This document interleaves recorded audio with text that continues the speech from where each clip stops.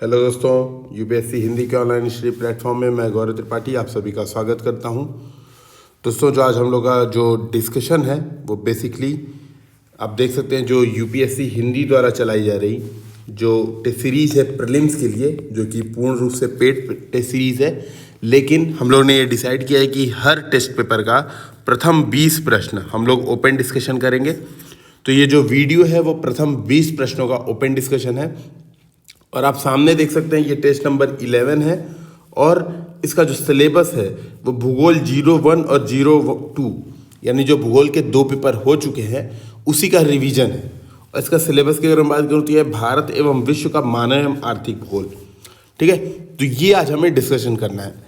अब मैं एक बात आपको बता दूं कि आप मेरे बारे में जान लीजिए वीडियो डिस्कशन देखने से पहले। तो आप देख सकते हैं 2018, 2019, 2020 तीनों के प्रीलिम्स एग्जामिनेशन मैंने उत्तीर्ण किए हैं और 2 के मार्क्स आ चुके हैं। तो यहाँ पर आप देख सकते हैं सामने 2018 के मेरे मार्क्स 130 के लगभग और 2019 के भी मार्क्स लगभग वही आसपास, यानी आप कह सकते हैं कि कट ऑफ जो कि 98 और 90 के आसपास था। तो मेरे हमेशा कट ऑफ से 30 नंबर एक्स्ट्रा आए हुए हैं। ठीक है, 20 से 25 नंबर हमेशा कट ऑफ से एक्स्ट्रा आए हुए हैं। तो ये प्रीलिम्स में अपने आप में हिंदी मीडियम के लिए खास करके बहुत बड़ी बात है।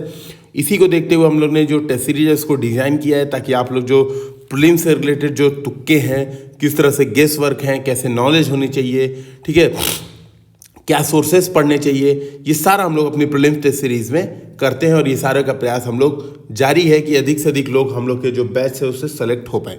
तो उसी क्रम में आज हम लोग जो 20 क्वेश्चन डिस्कशन करने वाले हैं, मैं पहले थीम बता दूं क्योंकि जो हर मेरी जो ओपन टेस्ट की जो डिस्कशन होती है, मतलब जो ओपन वीडियो डिस्कशन होता है उसकी कुछ थीम होती है, यानी ये काम मैं करने वाला होता हूँ पूरे वीडियो में। मैं आपको बता दूँ, सबसे पहला काम हम ये बता दूँ कि इसमें हम लोग कुछ नॉलेज वाला पार्ट बहुत ज़्यादा डिस्कशन नहीं करेंगे। ठीक है, अगर आप ये उद्देश्य रखते हैं कि इससे आपको सारी चीज़ें भूगोल सीख जाएंगे तो ये आपको बिल्कुल उम्मीद इस वीडियो से नहीं रखनी चाहिए।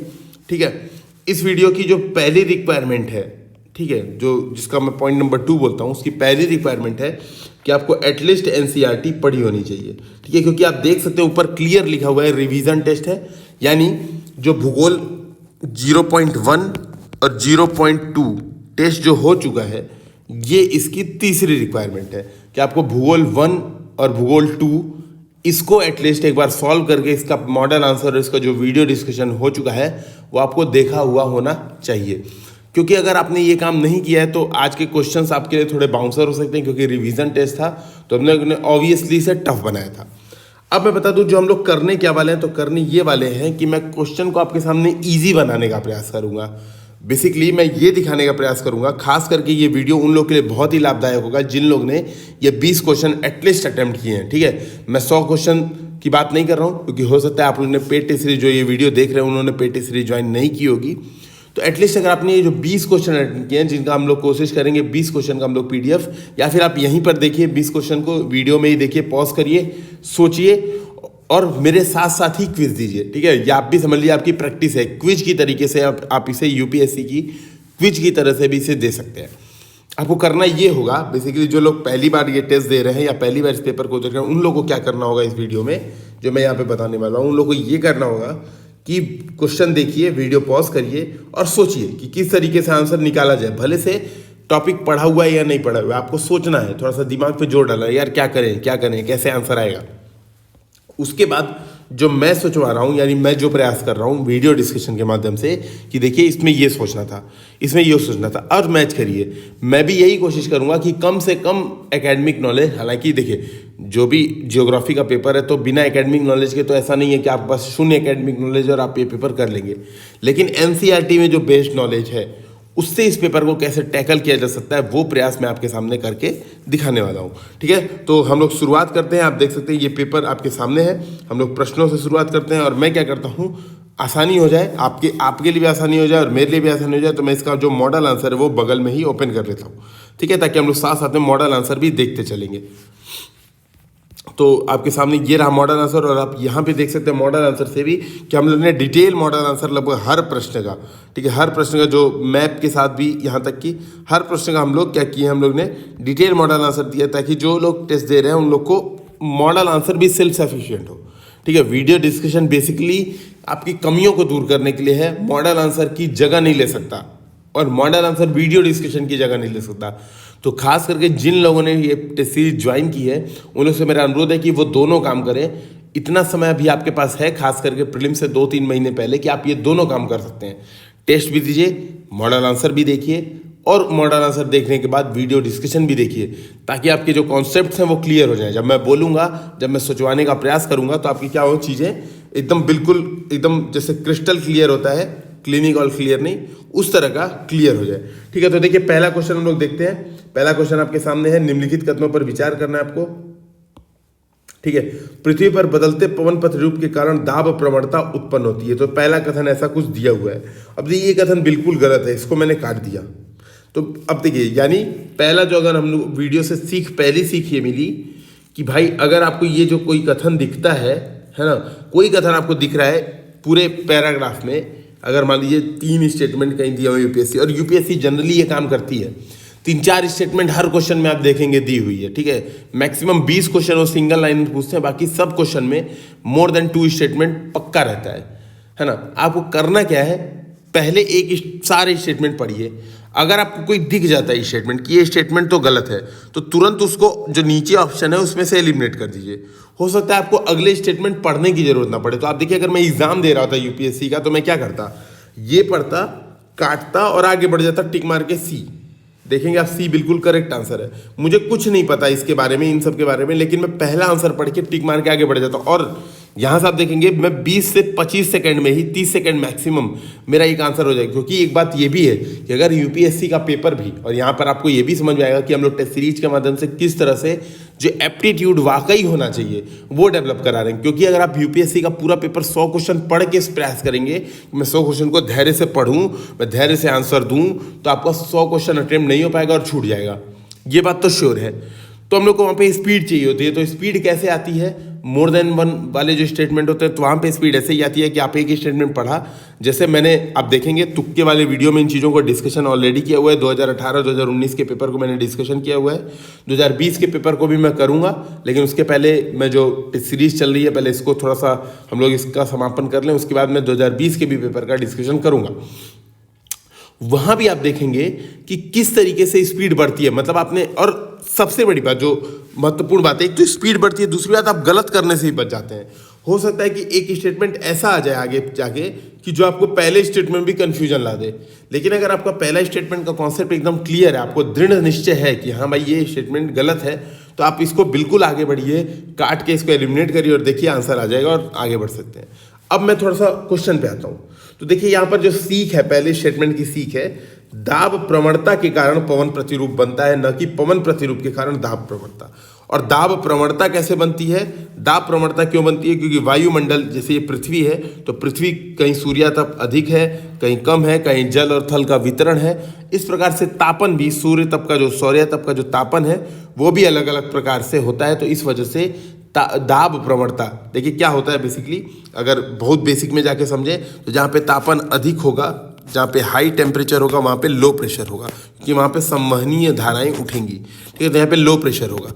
जहाँ पे आप कह सकते हैं, जहाँ पे पवन या तो बैठे नीचे आए, या फिर जहाँ पे ठंडी हो, वहाँ पर क्या होगा, हाई प्रेशर होगा। तो ये दाब प्रवणता बना रहा है। और बेसिकली ये दाब प्रवणता सूर्यातप, अगर मैं शॉर्टकट में बोलूँ तो सूर्यातप, हालांकि बहुत सारे कारण होते हैं दाब प्रवणता के, और ये आपने जो वायुमंडल का त्रिकोशिकीय मॉडल है उसमें पढ़ा होगा कि थर्मोडायनामिक, है ना, डायनामिक कारण भी होते हैं, जैसे कोरियोलिस बल, ये भी कुछ कारण होते हैं। तो पहला स्टेटमेंट गलत और आंसर आ गया।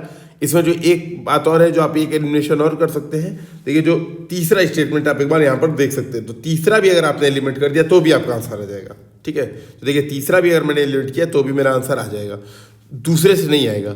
ठीक है, तो यहाँ पे देखिए तीसरा क्या है, ग्रीष्मकाल की तुलना में शीतकाल में अल्यूशन उच्च दाब वायु कोष्ठ मजबूत हो जाते हैं। इसमें यह ध्यान रखने वाली बात थी कि अल्यूशियन उच्च दाब नहीं है, अल्यूशियन निम्न दाब कोष्ठ है। ठीक है, तो इसमें जो महत्वपूर्ण बात थी वो आपके सामने होगी कि अल्यूशियन भाई ये निम्न दाब कोष्ठ है। नेक्स्ट क्वेश्चन पे बढ़ते हैं। ठीक है, दूसरा क्वेश्चन। तो दूसरा क्वेश्चन बोल रहा है वाताग्री वर्षा, है ना, ये देखिए यहाँ पर स्टेटमेंट ये 3 है। ठीक है, ये 3 स्टेटमेंट है बेसिकली। तो वाताग्री वर्षा भिन्न भिन्न तापमान और आर्द्रता वाली 2 वायु राशियों के मिलने के कारण होती हैं। तो बिल्कुल सही बात है, आप देख सकते हैं भाई, वाताग्री वर्षा क्या होती है, ये एक शीत वायु राशि, एक ग्रीष्म वायु राशि एक दूसरे के ऊपर चढ़ के, और ये क्या करती है, जैसे ये वाली, एक मिनट में थोड़ा सा डायग्राम सही से बनाता हूँ। एक साइड ये शीत वायु राशि है, दूसरी साइड ये ग्रीष्म वायु राशि है, ये इस डायरेक्शन में बढ़ रही है। अब ये शीत और ग्रीष्म मिलकर ये क्या करते हैं, वायु वाताग्र बनाते हैं। ठीक है, तो ये बात हो गई, तो बिल्कुल सही है, पहला स्टेटमेंट बिल्कुल सही है। दूसरा स्टेटमेंट, अति उष्ण क्षेत्रों में आमतौर पर वाताग्रीय वर्षा होती है। तो देखिए दूसरा स्टेटमेंट गलत है, अति उष्ण क्षेत्रों पर वाताग्रीय नहीं, संवहनीय वर्षा होती है। देखिए यहाँ पर लिखा हुआ है संवहनीय वर्षा होती है, और जो मैंने शुरू में ही बताया कि जहाँ पर तापन होगा वहाँ पे संवहन होगा। तो ये काट दीजिए, और इसका ये काटते ही आपका आंसर आ जाएगा C 1 और 3 करेक्ट, यानी संवहनीय वर्षा सामान्यतः कपासी वर्षा मेघों से संबंधित है। ठीक है, तो बिल्कुल सही बात है। तीसरा क्वेश्चन देखते हैं हम लोग।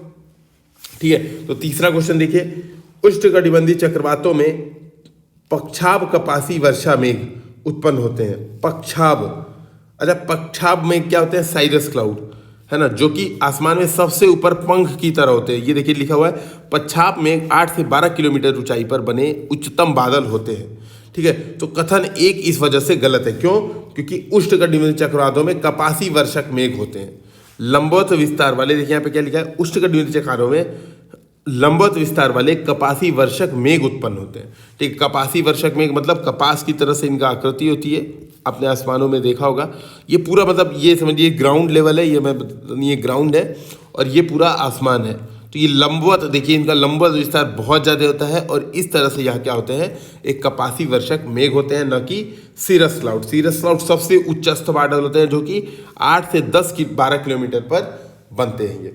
तो तीसरा में आप देखेंगे, जो मैंने पहला स्टेटमेंट काटा, यहाँ भी पहला स्टेटमेंट एलिमिनेट करते ही भी आंसर। तो देखिए इससे आपको बेसिकली अपने ये पेपर दिया ही इसीलिए था।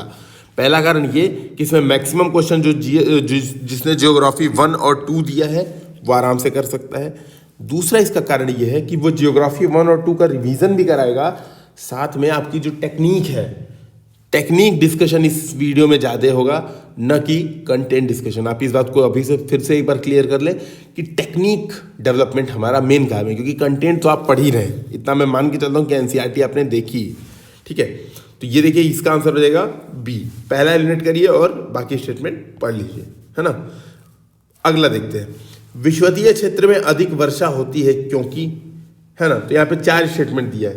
देखिए जो इसमें आप देखेंगे वर्षा पूरे वर्ष, इसमें देखते हैं हम कैसे सॉल्व करेंगे। स्टेटमेंट पढ़ते हैं 1, वर्षा पूरे वर्ष के दौरान भली भांति वितरित होती है तथा अन्य जलवायु प्रदेशों की भांति शुष्क मौसम या महीने या नहीं होते। तो ये अत्यधिक वर्षा होने का कारण थोड़ी ना है। अत्यधिक वर्षा तो हो सकता है कि एक दिन में ही बहुत ज़्यादा वर्षा हो जाए, ये भी एक कारण होता है कि भाई भली भांति वितरण, अत्यधिक वर्षा में वितरण का कारण होना न होना अनिवार्य नहीं है। इस बात को आप थोड़ा सा समझिएगा। ठीक है, तो पहला स्टेटमेंट यहाँ पर इस वजह से गलत हो जाता है कि वितरण और अत्यधिक वर्षा में कोई डायरेक्ट रिलेशन नहीं है। अधिकतम वर्षा की 2 अवधियाँ होती है जो अप्रैल और अक्टूबर में आती हैं, ये बिल्कुल ऐसा कारण नहीं है, पूरे वर्ष भर वर्षा होती है। यहाँ पर किसी 1 दोपहर में हुई वर्षा मरुस्थलों में पूरे वर्ष होने वाली वर्षा से अधिक हो सकती है। ये सही स्टेटमेंट है, स्टेटमेंट गलत नहीं है, समझिएगा, बात समझिएगा, ये स्टेटमेंट गलत नहीं है, लेकिन ये भारी वर्षा का कारण नहीं है। ठीक है, ये बात समझिएगा। अगला, है ना, मतलब देखिए बेसिकली मैं ये कह रहा हूँ कि तीनों स्टेटमेंट तो आपके सही हैं, लेकिन ये कारण नहीं है कि अत्यधिक वर्षा विषुवतीय क्षेत्र में क्या होती है। वो चौथा है कि बड़े पैमाने पर होने वाले वाष्पीकरण और संवहनी वायु धाराओं के फलस्वरूप कपासी में गरज चमक के साथ संवहनी वर्षा करते हैं। तो आपने देखा होगा, हमने जो क्वेश्चन 1 है, इसके अलावा क्वेश्चन 3 में भी हमने कपासी वर्षक मेघ के बारे में चर्चा किया था, और जो क्वेश्चन 4 है वो भी कपासी वर्षक मेघ से ही संबंधित है। 5वां क्वेश्चन देखते हैं, डोल ड्रम। अब देखिए मैं शॉर्ट में आपको डोल ड्रम एक बार रिवाइज करा देता हूँ। तो डोल ड्रम क्या होता है, हमारे विषुवतीय क्षेत्र में, जो विषुवतीय क्षेत्र है यहाँ पर निम्न वायु दाब का क्षेत्र होता है, जो सबसे निम्न वायु दाब का क्षेत्र होता है, जहाँ पर संवहनीय वर्षा होती है, संवहनीय वर्षा होती है। और पछुआ हवाएं स्पेशल क्राइटेरिया है, स्पेशल केस है कि विषुवतीय क्षेत्र में, मतलब जो भूमध्य रेखीय क्षेत्र है वहाँ पर कैसे पछुआ हवाएं आ रही हैं, वो एक स्पेशल कंडीशन डोल ड्रम में होती है। लेकिन ये बहुत ही शांत क्षेत्र है। तो आप पढ़िए, पहला स्टेटमेंट क्या लिखा हुआ है, अत्यधिक आक्रामक वायु गतियां इसकी विशेषता है। ये बिल्कुल गलत है, मैंने आपको बताया बहुत ही शांत क्षेत्र है, तो ये कट गया और इसका आंसर आ गया बी, बिल्कुल करेक्ट। आगे स्टेटमेंट आप पढ़ते रहिए, यहाँ पर आपको सोल्यूशन भी दिया हुआ है। तो देखिए यहाँ पर सोल्यूशन में क्या दिया है, डोलड्रम में वर्षा संवहनीय प्रकार की होती है, गर्म और आर्द्र वायु के अत्यधिक ऊंचाई पर संवहनीय आरोहण के कारण होती है। ठीक है, तो ये बात ध्यान में रखिएगा। तो डोलड्रम मेन चीज ये है। छठवां प्रश्न देखते हैं, प्रायद्वीपीय पठार के भूगर्भिक इतिहास के संबंध में निम्नलिखित कथनों में से कौन सा सही है। तो प्रायद्वीपीय पठार की बात कर रहा है, तो आपको पता होगा दोस्तों, ये है हमारा प्रायद्वीपीय पठार। ठीक है, ये पूरा यहाँ से आप कह सकते हैं नर्मदा तापी के नीचे पूरे चीज को आप बोल सकते हैं प्रायद्वीपीय पठार है, चाहे तो घाट भी बना सकते हैं। ठीक है, घाटों के बीच में, है ना। अब ये क्या है, ये बहुत ही प्रायद्वीपीय पठार मतलब बहुत सारी प्रक्रियाओं के अंतर्गत बना है। टर्शरी कालीन जो हिमालय का उत्थान हुआ वो अभी प्रायद्वीपीय पठार पर प्रभाव डालता है।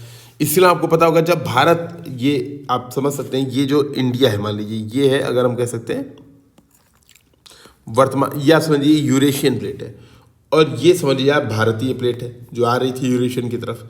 ये बीच में कहाँ से गई थी, रीयूनियन आइलैंड से गई थी और इसके कारण यहाँ पर क्या हुआ, ज्वालामुखी हॉट स्पॉट फूटा और वो बनाता है यहाँ पर दक्कन ट्रैप, वो यहाँ पर बनाता है दक्कन ट्रैप। तो ये प्रश्न उसी से रिलेटेड है, अगर आप प्रश्न को पढ़ेंगे तो उसी से रिलेटेड है। तो क्या बोला है, दक्कन का पठार विशाल से निर्मित है और यह भोर घाट तक विस्तृत है। बिल्कुल सही बात है, भोर घाट तक विस्तृत है। भोर घाट क्या है भाई, भोर घाट कुछ नहीं है, यहाँ पर दर्रा है, जो पश्चिमी घाट के दर्रे हैं वो भोर घाट है। अच्छा दोस्तों, आपको एक होमवर्क है कि आपको करना है, जो लोग वीडियो देख रहे हैं वो अवश्य करें। थाल घाट, भोर घाट, पाल घाट और शिवाय, ठीक है, हाँ इतने याद करिए आप, इतने करिए। थाल घाट, भोर घाट, पाल घाट को आपको क्या करना है, नॉर्थ से साउथ लगाना है, मतलब उत्तर से दक्षिण आपको लगाना है ये तीन दर्रों को। ठीक है, ये तीन दर्रों को आपको थाल घाट, भोर घाट, पाल घाट, इनको आपको क्या करना है, उत्तर से दक्षिण लगाना है। कमेंट सेक्शन में इसका करेक्ट ऑर्डर आपको बताना है। ठीक है, तो ये हो गया। अब ये देखिए, ये भोर घाट तक विस्तृत है, बिल्कुल सही बात है। क्रिटेशियस काल के अंत में विशाल दक्कन ट्रैप विस्फोट हुआ, ये भी बिल्कुल सही बात है। ठीक है, तो ये देखिए दक्कन ट्रैप विस्फोट हुआ था। यह विस्फोट कब हुआ था, लगभग 65 करोड़ वर्ष पूर्व हुआ था। यह विस्फोट डायनासोर के विलुप्त होने का कारण हो सकता है, ऐसा कहा जा रहा है। ठीक है, इसको कहा जा रहा है। अगला क्या बोला, दक्कन ट्रैप निर्मित करने वाले ज्वालामुखी स्पॉट वर्तमान में हिंद महासागर के रियूनियन द्वीप में माना जा सकता है। तो मैंने आपको शुरू में बताया, बिल्कुल सही बात है। नेक्स्ट प्रश्न, यानी इसका आंसर सही हो जाएगा डी, डी इसका करेक्ट आंसर हो जाएगा, है ना। अगला प्रश्न देखते हैं 7वां, यदि कोई व्यक्ति उत्तर मैदान में उत्तर से दक्षिण की ओर चलता है तो वह तराई, जलोढ़ मैदान और भाबर जैसी विभिन्न क्षेत्रों से गुजरेगा, है ना। तो इनका बोलना है आपको नॉर्थ से साउथ। तो देखिए बेसिकली होता क्या है, यह है पहाड़, इसके बाद आता है भाबर।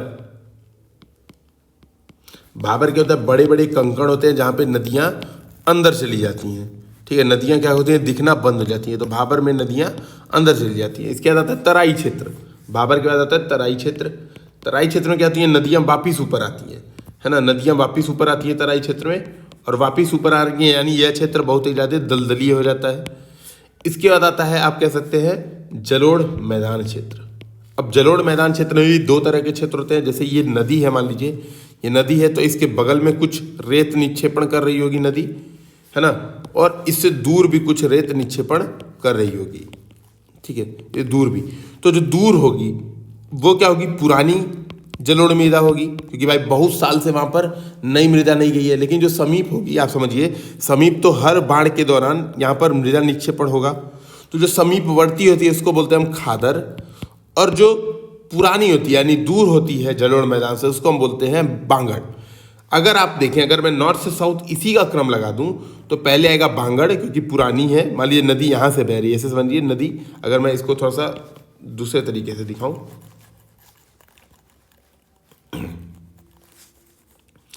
ये हो गया आपका पहाड़। ठीक है, यहाँ से नदी ऐसे ऐसे आ रही है, ये नदी आ रही है।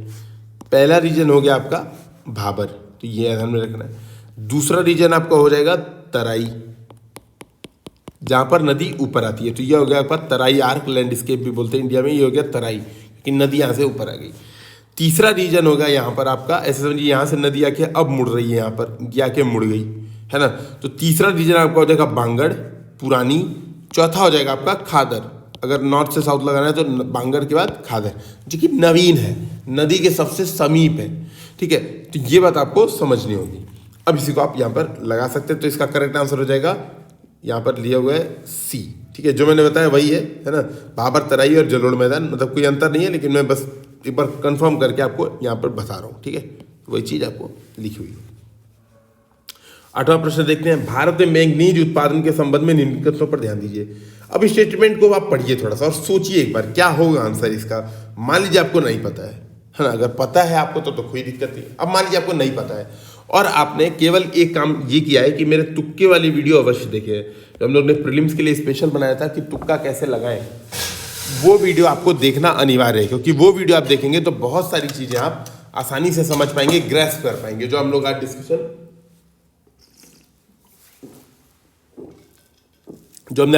किया है, बहुत सारी चीजें आप वहां से समझ पाएंगे।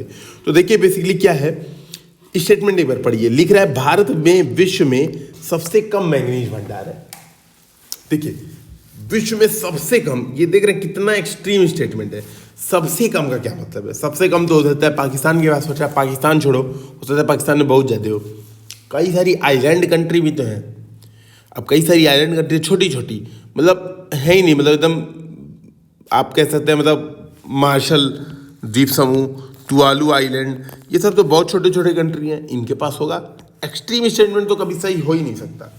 और अगर मैं सही स्टेटमेंट की बात करूं तो भारत में विश्व में दूसरा सबसे बड़ा मैंगनीज का भंडार है। देखिए क्या लिखा है, जिम्बाब्वे के बाद। तो हो सकता है यूपी पीसीएस में जो लोग दे रहे हैं साथ में यूपीएससी के साथ, उन लोग के लिए हो सकता है ये क्वेश्चन इंपॉर्टेंट हो जाए, पूछ दे कि मैंगनीज का विश्व का सबसे बड़ा भंडार किसके पास है, तो जिम्बाब्वे के पास है। और भारत के पास दूसरा सबसे बड़ा मैंगनीज अयस्क का भंडार भारत में है। ठीक है, और विश्व के मैंगनीज अयस्कों का लगभग 5। तो देखिए पूरा स्टेटमेंट उल्टा दिया हुआ है, लेकिन आप देखेंगे सबसे कम तो ऐसे भी नहीं हो सकता। अगर मुझे नहीं भी पता हो तो दूसरा है, तीसरा है, तो सबसे कम तो नहीं हो सकता। भारत में मैंगनीज के निक्षेप केवल धारवाड़ शैली प्रणाली में पाए जाते हैं। अब देखिए यहाँ पर भी एक्सट्रीम स्टेटमेंट की बात कर रहा है, केवल धारवाड़ प्रणाली। अरे भाई बहुत सारी सेल प्रणाली है जिसमें मैंगनीज बन सकता है, तो ये भी एक्सट्रीम स्टेटमेंट है, तो ये भी गलत हो जाएगा। इसका आंसर हो जाएगा डी। तो मैंने वही बात बताई, जब एक्सट्रीम स्टेटमेंट आपको दिखे, बिल्कुल एक्सट्रीम स्टेटमेंट, और आपको उसके बारे में नहीं पता हो। अगर आपको पता है कि बिल्कुल ऐसी बात है, मान लीजिए आप अगर यहाँ पर मान लीजिए अगर आपको बात नहीं पता होती और भगवान न करे बात आपको पता होती और ये श्योर होता कि सही बात है, भारत में सबसे कम विश्व का मैंगनीज भंडार, आपको ये बात क्लियर पता होती, तो ही आपको पहला स्टेटमेंट सही मानना है। अगर आपको नहीं पता है, अगर आप डाउट में है कि नहीं यार होगा नहीं होगा, तो आपको पहला स्टेटमेंट सामान्यतः गलत मानना है जब तक आपको कंफर्म ना हो जाए। ठीक है, और थोड़ा सा कॉमन सेंस का यूज कर लेना है, ये बात भी ध्यान में रखना है। 9वां क्वेश्चन देखते हैं, प्रवासन का पुल फैक्टर क्या है? तो देखिए दो तरह के फैक्टर होते हैं प्रवासन के, एक होता है गंतव्य क्षेत्र, एक होता है स्रोत क्षेत्र। अब बताइए प्रवासन क्या होगा? स्रोत क्षेत्र से गंतव्य क्षेत्र में लोगों का प्रवाह, तो पुल फैक्टर कहाँ होगा? स्रोत क्षेत्र में कौन से फैक्टर काम करेंगे? Pull factor. जो लोग प्रवासियों को धक्का मारेंगे कि भागो यहाँ से भागो, तो क्या होगा भाई? भगाने के लिए क्या होगा? यहाँ पर स्रोत क्षेत्र, यानी मैं कह सकता हूँ ग्रामीण क्षेत्रों में, मान लीजिए ग्रामीण ही तो भारत में स्रोत क्षेत्र है बेसिकली, तो यहाँ पर क्या होगा? यहाँ पे राजनीतिक तनाव हो सकता है, यहाँ पे आर्थिक तनाव हो सकता है, यहाँ पे शिक्षा स्वास्थ्य के अवसरों की कमी हो सकती है, इस वजह से पुल फैक्टर लग रहा है। गंतव्य क्षेत्र की बात करूँ तो गंतव्य क्षेत्र में क्या है? ठीक है, सॉरी ये पुश फैक्टर है। पुल मतलब खींचना होता है, आकर्षण। यहाँ पर ये लिख लीजिए पुल, है ना, थोड़ा सा हिंदी इंग्लिश की बात हो गई, सॉरी। जो स्रोत क्षेत्र है, स्रोत क्षेत्र में पुश फैक्टर, अरे पुश मतलब होता है धकेलना ना, अभी याद नहीं आया, पुश मतलब होता है धकेलना, तो स्रोत क्षेत्र में पुश फैक्टर लगेगा, धक्का मारना, ये बात समझिएगा। धक्का मारा जा रहा है स्रोत क्षेत्र से, बोला निकलो यहाँ से, और गंतव्य क्षेत्र में क्या हो रहा है? पुल फैक्टर, यानी खींचा जा रहा है, बोले आओ यहाँ पर आओ, मेरी तरफ आओ। यानी अगर भारत के शहरी क्षेत्रों में देखेंगे तो वहाँ पर रोजगार के अवसर, यहाँ पर अवसंरचना, यहाँ पर सरकारी योजनाओं तक आसानी से पहुँच, यहाँ पर इंफॉर्मेशन टेक्नोलॉजी इत्यादि क्या हो जाएगा? प्रवासन का पुल फैक्टर हो जाएगा। तो यहाँ पर पुल फैक्टर क्या है? आप देखिए निम्न स्तरीय आंसर है, गलत नहीं है, ये तो पुश फैक्टर है, भगा रहा है। राजनीतिक उथल-पुथल बिल्कुल नहीं, महामारियाँ बिल्कुल नहीं, तो बचा क्या? बेहतर रोजगार के अवसर, ये सही आंसर है। 10वां प्रश्न पढ़ते हैं। थोरियम के संदर्भ में निम्नलिखित कथनों पर विचार कीजिए। इसे भारत में परमाणु ऊर्जा संबंधी मांगों की पूर्ति हेतु मुख्यतः आयात किया जाता है। तो आपको पता होगा विश्व में सबसे बड़ा थोरियम का भंडार भारत के पास है। तो पहला स्टेटमेंट गलत होते ही मैंने काट दिया। ठीक है, तो देखिए यहाँ पर कम एलिमेंट हुआ, केवल एक ही। अगला क्वेश्चन, फिर अगला स्टेटमेंट पढ़ूंगा। यह मुख्य रूप से भारत की विंध्य श्रेणी की चट्टानों में पाया जाता है। ये गलत है।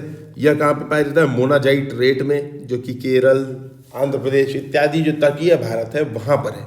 ठीक है, तो विंध्य श्रेणी की चट्टानों में थोरियम नहीं पाया जाता है, तो ये गलत हो गया। दूसरा भी गलत हो गया। बचा 3 और डी, यानी कोई सही नहीं। तीसरा भी पढ़ लेते हैं। इसका नाभिकीय रिएक्टरों में ईंधन के रूप में प्रत्यक्षतः उपयोग किया जा सकता है। तो ये बिल्कुल गलत बात है। ठीक है, आपको पता होगा भारत का 3 स्टेज न्यूक्लियर रिएक्टर है, और 3 स्टेज न्यूक्लियर रिएक्टर में मैं अभी शॉर्ट में बताता हूँ। यहाँ पे प्लूटोनियम, यहाँ पर यूरेनियम, और लास्ट स्टेज में थोरियम, है ना, जो हम कह सकते हैं ब्रीडर रिएक्टर में थोरियम का यूज किया जाएगा।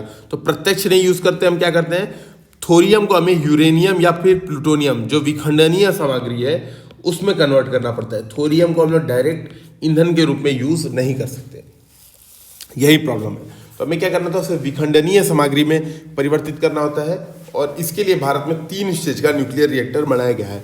ठीक है, हालांकि मुझे ये चीज़ लीक नहीं करनी चाहिए, लेकिन पहले बता दूं, जो हम लोग का साइंस एंड टेक का जो पेपर होने वाला है उसमें मैंने यह प्रश्न रखे हुए हैं, क्योंकि ये यूपीएससी की बहुत ही खास बात है। मतलब यूपीएससी की बहुत ही खास बात है। 3 स्टेज न्यूक्लियर रिएक्टर के बहुत ही करीब है। अगर आप प्रीवियस ईयर पेपर का एनालिसिस करेंगे मेंस और प्रीलिम्स में, मेंस में तो कई वर्ष लगातार, मतलब एकदम कसम खा के यूपीएससी ने लगातार यही पूछा है कि बताओ 3 स्टेज, इंडिया का 3 स्टेज न्यूक्लियर रिएक्टर बताओ, इंडिया का 3 स्टेज न्यूक्लियर रिएक्टर समझाओ। तो ये यूपीएससी ने लगातार काम किया है ना।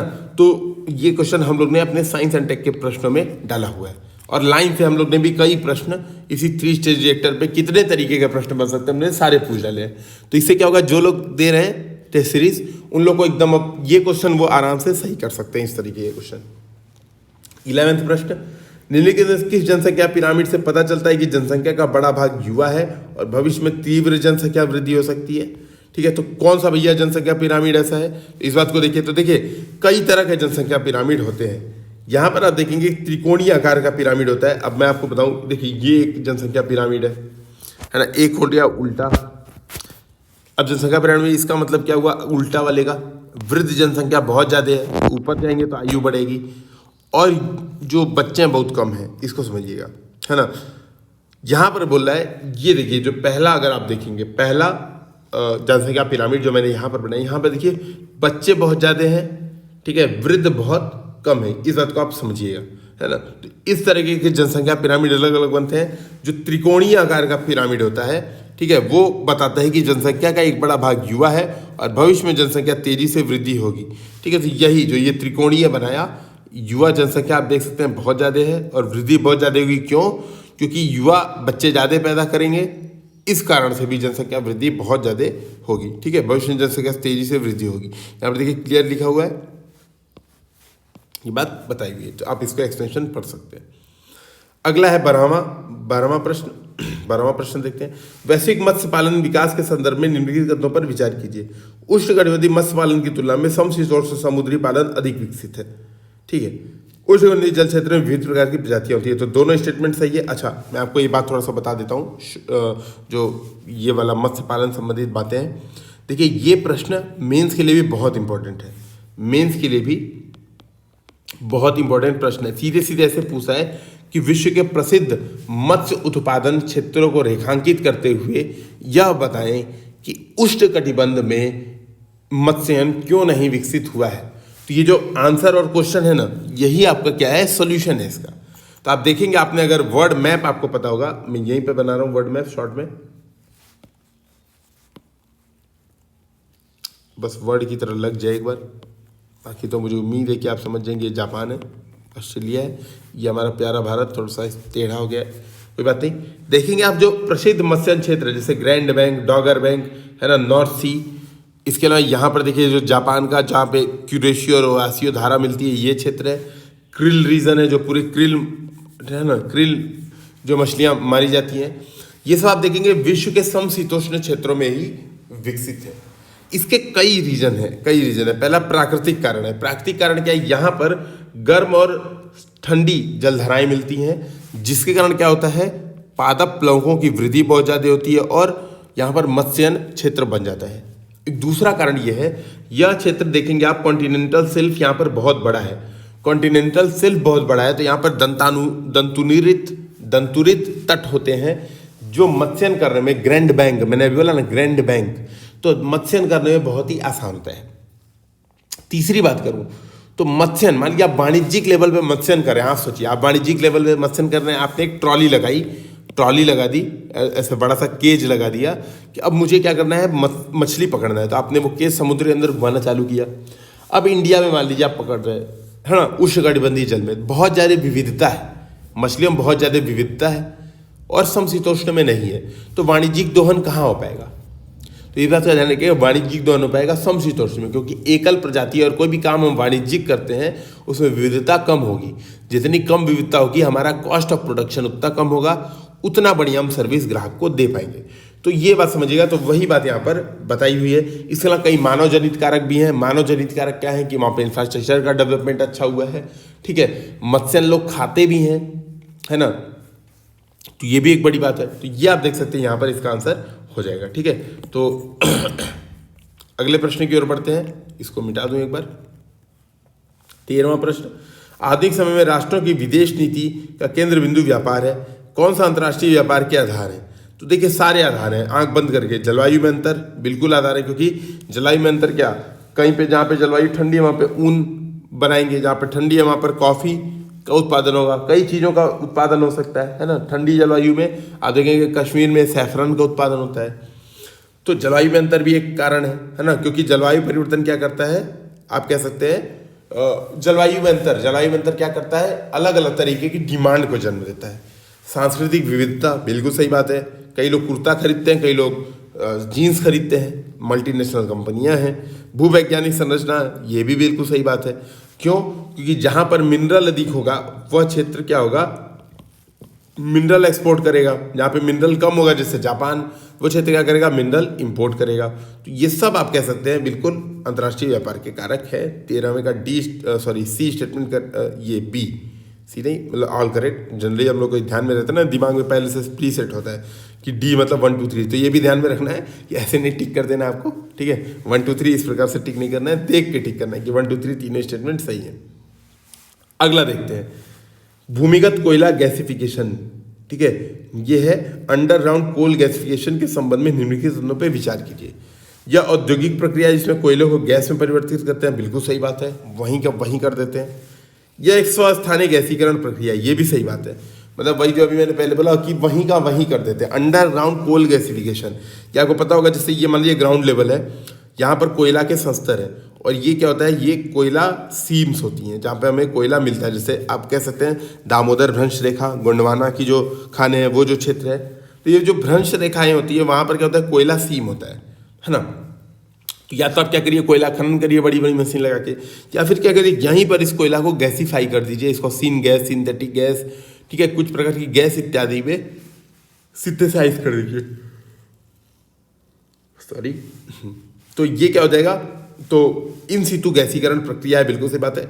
इस प्रक्रिया में प्रमुख उत्पाद गैसें कार्बन डाइऑक्साइड और कार्बन मोनोऑक्साइड है, तो बिल्कुल सही बात है, 1 2 3 डी इसका करेक्ट आंसर है। और गैसिफिकेशन करेंगे तो ऑब्वियस सी बात है, कार्बन डाइऑक्साइड, गैसें, कार्बन मोनोऑक्साइड इत्यादि मिलेगा ही मिलेगा, ठीक है। 15वें प्रश्न की बात कर लेते हैं, ठीक है। 15वां प्रश्न, ग्रामीण विद्युतीकरण निगम के संबंध में निम्नलिखित कथनों पर विचार कीजिए।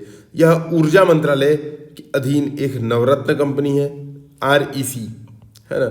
अब एक चीज़ आपको ध्यान रखना है यहाँ पर, और ऑलरेडी हमने पिछले वीडियो में मैंने डिस्कशन किया था, आपको महारत्न, नवरत्न और लघु रत्न कंपनियां एक बार देखी होनी चाहिए। अब देखिए, पता होनी चाहिए कि क्या होती हैं, मतलब इनकी डिफिनीशन क्या है, कब महारत्न बोलेंगे, कब लघु रत्न बोलेंगे, कब नवरत्न बोलेंगे। दूसरा, महारत्न में जितनी कंपनियां हैं 8 9 10 होंगी करीब, इनके आपको नाम रटे होने चाहिए, जैसे गेल, बेल, है ना, CIL, BPCL, ये सब आपको दिमाग में रखना होगा कि क्या नाम है महारत्न का, बाकी सबका नहीं, महारत्न का। जो आपका नवरत्न कंपनियां हैं, लगभग 60-70 कंपनियां हैं नवरत्न में, 67 के आसपास, इनको आपको एक बार देखा होना चाहिए कि एक बार रीडिंग कर लीजिए कि अच्छा ठीक है, एक बार रीडिंग हो कि हाँ क्या पता क्वेश्चन में ऐसा आ जाए कि आपको याद आ जाए कि हाँ भाई ये नवरत्न थी। जो बाकी लघु है, लघु रत्न, उसको आप देखें ना तो भी काम चलेगा, इन दोनों से काम चल जाएगा। आपको ये पता है तो जो बचा तो उसको मार दीजिए लघु रत्न। दिमाग में ये रखना है कि महारत्न नवरत्न कंपनियां सामान्यतः क्या विशेषता सार्वजनिक क्षेत्र की कंपनियां होती है, ठीक है, तो ये ध्यान में रखिएगा। और यहाँ पर देखिए बताया भी डिफिनीशन, एक नवरत्न कंपनी वह है जो बिना 1,000 करोड़ का निवेश का डिसीजन बिना सरकारी अनुमति के कर सकती है, ठीक है। और यहाँ पर देखिए पहला स्टेटमेंट बिल्कुल सही है। 1969 में स्थापित REC रूरल इलेक्ट्रिक जो कॉरपोरेशन है, निगम है, ऊर्जा मंत्रालय का धन एक नवरत्न कंपनी है, तो नवरत्न कंपनी है। यह दीनदयाल उपाध्याय ग्राम ज्योति योजना के कार्यान्वयन हेतु नोडल एजेंसी भी है, तो बिल्कुल सही बात है, यह इसके लिए भी एक नोडल एजेंसी है। तो इसका आंसर क्या हो जाएगा? इसका आंसर हो जाएगा 1 और 2 दोनों करेक्ट, सी इसका करेक्ट आंसर हो जाएगा। अगला देखिए 16वां प्रश्न। 16 प्रश्न कुछ परमाणु ऊर्जा संयंत्र दिया, उनकी अवस्थिति सामने दिया हुआ है और आपसे पूछा है कौन सा स्टेटमेंट इस पे सही है। तो देखिए काकरापार गुजरात में सही है, कलपक्कम तमिलनाडु में, ये गलत होगा, आंध्र प्रदेश में नहीं है, तमिलनाडु में है। कलपक्कम है बगल में कुडनकुलम है, तो ये गलत होगा। रावत भाटा है राजस्थान में, ये सही होगा, इसका करेक्ट आंसर रहेगा सी। यहाँ पर आप देख सकते हैं, यहाँ पर सारे मैप में जो सारे भारत के न्यूक्लियर एनर्जी है उसको बताया गया है। यहाँ पे देखिए हरिपुर वेस्ट बंगाल में, बारगी है ना, देखिए बारगी मध्य प्रदेश में। तो देखिए आपको 2 काम करना है, इसमें 2 तरीके के प्रश्न बनते हैं। बहुत यूपीएससी का दिमाग खराब हुआ तो 4 दे देगी, बोलेगी नॉर्थ से साउथ लगाइए, है ना। हालांकि इतना इजी देगी कि आप लगा लेंगे। जैसे कुम्हरिया, देखिए कुम्हरिया कहाँ है, यहाँ पर प्लॉट करिए, देखिए कुम्हरिया हरियाणा में, उत्तर प्रदेश में नरोरा है ना, बारगी मध्य प्रदेश, हरिपुर बंगाल, ये देखिए कोवडा, ये कलपक्कम यहाँ पर है, कोवडा आंध्र प्रदेश में। इस तरीके से आप एक बार रीडिंग कर लीजिए, एटलीस्ट एक बार पता चल जाए कि भारत में कहाँ कहाँ न्यूक्लियर प्लांट है। आपको ये बात थोड़ी सी पता होनी अनिवार्य है। न्यूक्लियर एनर्जी पे यूपीएससी प्रश्न पूछता है, तो इसका आंसर हो जाएगा सी। नेक्स्ट प्रश्न लेते हैं 17वां। निवल वर्तमान मूल्य पद क्या है? निवल वर्तमान मूल्य पद क्या है? अब देखिए एक बार मैं समझाता हूँ। ये है भारत के जंगल बहुत सारे, है ना, बहुत सारे जंगल है। यहाँ पर आपको पता है जंगलों में ही खनिज होते हैं, जंगलों में बहुत सारे मिनरल्स होते हैं, है ना, अयस्क होते हैं। अब क्या होता है, खनन अगर करना है, खनन करना है तो जो कंपनी होगी, मान लीजिए कोई खनन कंपनी XYZ, तो यहाँ पर एक तो वन है, अब वन काट रही है तो यानी लकड़ी, भाई लकड़ी तो एक पैसा है ना, लकड़ी भी तो टिम्बर उद्योग में यूज लकड़ी है, तो पहली बात तो इसका पैसा। दूसरी बात पर्यावरण भी क्षति बहुत ज़्यादा हो रही है, उसका पैसा, है ना, ये समझिएगा। इसके अलावा जमीन भी वो ले रही है, इसका पैसा। ये सब क्या मतलब, इसके अलावा देखिए आप कार्बन ये भी खींच रही है, मतलब कार्बन भी बाहर निकाल रही है। इसलिए आप कह सकते हैं वहाँ पे जितने लोग थे उनकी आजीविका भी छीन रही है।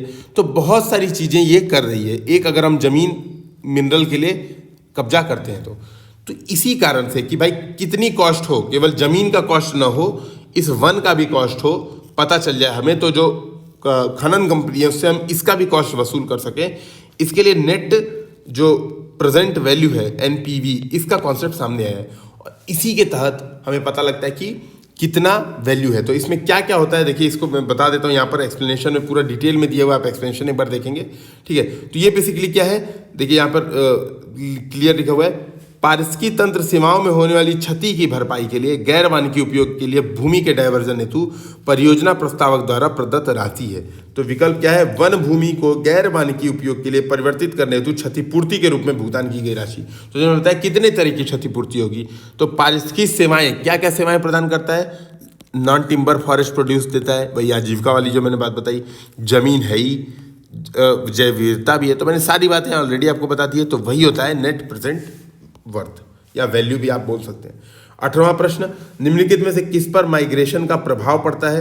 जनसंख्या के आकार, लिंग अनुपात और मृत्यु दर। आप यहाँ पर देखेंगे जनसंख्या के आकार पर बिल्कुल पड़ता है कि भाई युवा आबादी अगर माइग्रेट हो रही है ना, मान लीजिए स्रोत क्षेत्र है और गंतव्य क्षेत्र है, तो देखा जाता है कि युवा आबादी स्रोत क्षेत्र से निकलती है और गंतव्य क्षेत्र में जाती है। इस क्षेत्र में क्या होगा, युवा आबादी कम हो जाएगी, है ना, और इस क्षेत्र में बढ़ जाएगी, यानी गंतव्य क्षेत्र में बढ़ जाएगी। तो जनसंख्या आकार कर रहा है। लिंग अनुपात बिल्कुल जनरली देखा जाता है, जो युवा प्रवासी होते हैं, जो शहरों में कामकाज के लिए जाते हैं, प्रायः क्या होते हैं, प्रायः होते हैं पुरुष कर्मी होते हैं। तो पुरुष कर्मचारी यानी स्रोत क्षेत्र में लिंगानुपात बढ़ जाएगा, गंतव्य क्षेत्र में घट जाएगा। दिल्ली और आप देख सकते हैं गुरुग्राम, इन क्षेत्रों का लिंगानुपात कम है। ठीक है, ये देख सकते हैं। मृत्यु दर, तो देखिए मृत्यु दर पर कोई इम्पैक्ट नहीं पड़ता है, क्योंकि मृत्यु दर प्रवासियों का कोई इम्पैक्ट डायरेक्ट नहीं है मृत्यु दर पे। तो इसका आंसर हो जाएगा 1 और 2 करेक्ट, यानी ए इसका सही आंसर होना चाहिए। ठीक है, तो आप देख सकते हैं यहाँ पर सही आंसर ए है, बिल्कुल सही दिया हुआ है। 19वां क्वेश्चन देखते हैं और इसके बाद हम लोग का सेकंड लास्ट क्वेश्चन आ चुका है, 20 क्वेश्चनों का एंड होगा। निम्नलिखित कौन सा ब्रेंट लाइन का सर्वश्रेष्ठ वर्णन करता है? ठीक है, तो ब्रेंट लाइन क्या है? देखिए कथन एक बिल्कुल सही है ना। और क्या है? ब्रेंट लाइन 1980 के दशक में प्रति व्यक्ति जीडीपी के आधार पर उत्तर दक्षिण अर्थव्यवस्थाओं के बीच की विभाजक का दृश्यात्मक चित्रण करती है। देखिए बेसिकली क्या है, मैं अगर वर्ल्ड मैप पे आपको एक बार दिखाऊं, ये अमेरिका मान लीजिएगा, अमेरिका महाद्वीप, ये मान लीजिएगा आप एशिया और यूरोप और अफ्रीका, ये ऑस्ट्रेलिया। तो बेसिकली ब्रंट लाइन क्या है? यहाँ पर एक रियो ग्रांडी झील है जो मैक्सिको को अमेरिका से अलग करता है, यहाँ से होते हुए यूरोप के नीचे से, यानी आप कह सकते हैं जो ये जो भूमध्य सागर का क्षेत्र है अल्जीरिया वाले, इसकी यहाँ से ऊपर, भारत के ऊपर से, चाइना के ऊपर से, और यहाँ पर जापान के पहले, यानी ये आप कह सकते हैं जापान और ऑस्ट्रेलिया, ये ऐसे ब्रंट लाइन जाती है। इसके जो ऊपर के कंट्री है इनको बोलता है नॉर्थ। इनकी सामान्यता आप देखेंगे सबकी पर कैपिटा इनकम बहुत ज़्यादा है, पर कैपिटा इनकम बहुत ज़्यादा है। जो नीचे की कंट्री है उसको बोलते हैं वर्ल्ड साउथ या ग्लोबल साउथ। ये क्या है? ये गरीब देश हैं, विकासशील देश हैं। तो ये तरीका ब्रेंट लाइन द्वारा अपनाया गया है। ठीक है, तो नॉर्थ साउथ डिवीजन कौन करता है? ब्रेंट लाइन यही करती है। अगला है भारत में शहरीकरण के संबंध में निम्नलिखित पर विचार कीजिए। भारत में यूरोपियन के आगमन के बाद शहरीकरण की दर बोल रहा है धीमी हो गई थी, तो ये बिल्कुल गलत बात है। यूरोपियन के आगमन के बाद शहरीकरण की दर बढ़ गई थी, है ना। तो ये स्टेटमेंट गलत होते ही आपका क्या आंसर आ जाएगा? 2 और 3 बिल्कुल करेक्ट है। शहर द्वितीय क्षेत्र के बजाय तृतीय क्षेत्र के आधार पर विकसित हो रहे हैं भारत में, बिल्कुल सही बात है। उत्तर भारत की तुलना में दक्षिण भारत अधिक शहरीकृत हैं, ये भी सही बात है।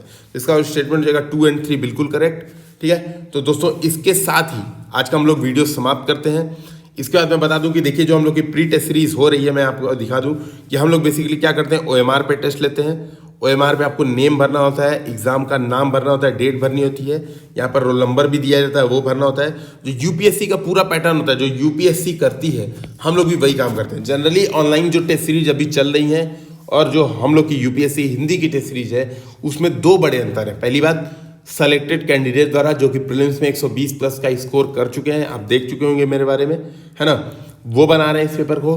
दूसरी बात कि जब आप OMR भरते हैं तो हम लोग भी जो यूपीएससी स्कैनर यूज़ करती है उसी तरह के स्कैनर के माध्यम से आपकी कॉपी चेक करते हैं और अपलोड करते हैं। तो OMR भरने की प्रैक्टिस भी आपकी हो जाती है। सामान्यतः जो टेस्ट सीरीज है मार्केट में, OMR भरने की प्रैक्टिस किसी टेस्ट सीरीज में नहीं है, अगर आप सेंटर पे नहीं जाते हैं तब तक। यहाँ पर हम लोग क्या है, आपको क्या करना है, OMR भरना है। जैसे आपने 30 का ए भरा, 28वें का बी भरा, ऐसे आपको भरना है। इसके अलावा आपको क्या करना है, इसका स्कैन करना है PDF, और हम लोग के जो ग्रुप है, जो हम लोग पेड ग्रुप है, उस पर आपको अपलोड कर देना है, और आपको उसके बाद रैंक और डिटेल एनालिसिस वहाँ पर मिल जाती है। तो दोस्तों ये हुआ हम लोग का प्रीलिम टेस्ट सीरीज, और 20 क्वेश्चन ओपन रखे गए हैं। अगर आप लोग पसंद आता है तो आप लोग पेड भी ज्वाइन कर सकते हैं, नहीं तो जितनी भी हमारी टेस्ट सीरीज है उनके शुरू के 20 क्वेश्चन अवश्य आपको फ्री में मिलेंगे। साथ में जो करंट अफेयर्स की टेस्ट सीरीज है वो हम लोग ने सबके लिए ओपन कर दिया है, तो उसे हम लोग का ओपन टेस्ट ग्रुप ज्वाइन करके अवश्य दें। धन्यवाद दोस्तों। आप नीचे कमेंट सेक्शन में सुझाव और अपनी क्वायरी अवश्य पूछ सकते हैं। इसके अलावा आप इस नंबर पे 9711143850 पर भी कांटेक्ट कर सकते हैं। धन्यवाद। जय हिंद।